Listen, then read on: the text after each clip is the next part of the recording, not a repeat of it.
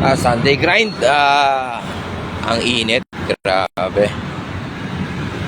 Trabaho muna tayo bilang maglulupa.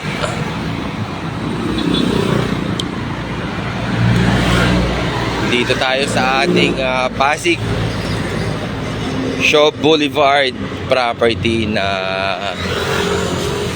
may kausap tayo ngayon. Hantay lang natin. Hindi ko lang alam kung ano oras darating kasi ang binigay na oras sa akin ay 2 to 4. Diyos mo, Mirasol. Hindi ko alam kung ano oras yung between ng 2 to 4 na yon. Napakainit. Yan yung property na binibenta natin dito along Shaw Boulevard. At tapat halos ng Max Hotel.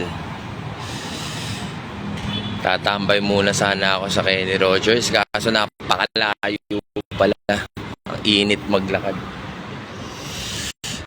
Nandiyan na yung bantay. Ganda nito. 2,095 square meters. Katabing-katabi ng Lumiere. 2,095 square meters. Ano? Very accessible. Ito na yung daanan ng Shaw, Pasig. Yung sa pakaliwa, papunta ng Bagong Ilog. Yung kanan, papunta ng motel. Hindi, doon sa pagkaliwa, yan, papunta ng ano yan, Shangri-La. Ay, napakainit oh. Hanggang dun sa may no U-turn ang property. Mga 50 meters ang frontage ng along Shaw. Dito mga 25 to 30 meters ito. So kung may buyer kayo na iba, pero sana ma-close to, Singaporean daw yung titingin eh. Nagmamadali kasi ano daw yun, parang saglit lang dito sa Pilipinas, so naghahanap ng property. Sana ma-close.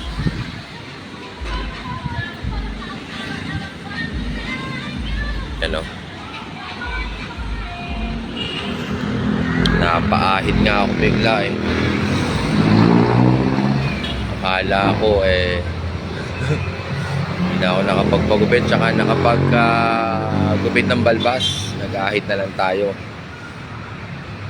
Kahit pa paano, buti may pantalon na nakalaba. Akala ko mag-shorts lang ako, nakakahiya naman. Foreigner ang kausap tapos naka-shorts lang. Kaya medyo nagpantalon tayo. Hindi ko lang alam kung anong oras ito dadating. Grabe. Pakainit. Basta ang linggo nyo, sigurado naka-family day kayo.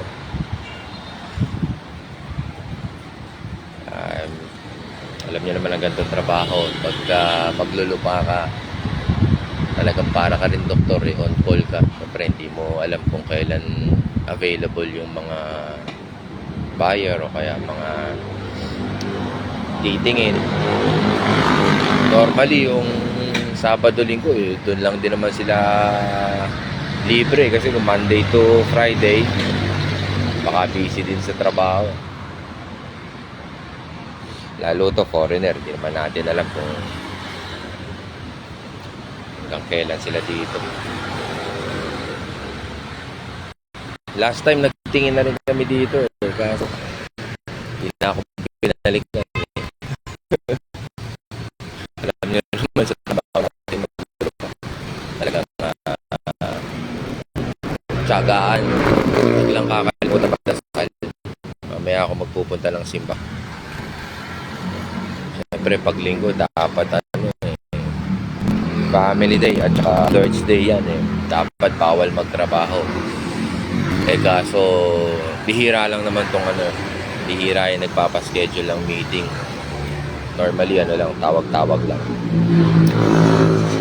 So ito, waiting game tayo. Waiting game. Hindi ko pa pala natin may message yung boss ko. Teka lang, may message.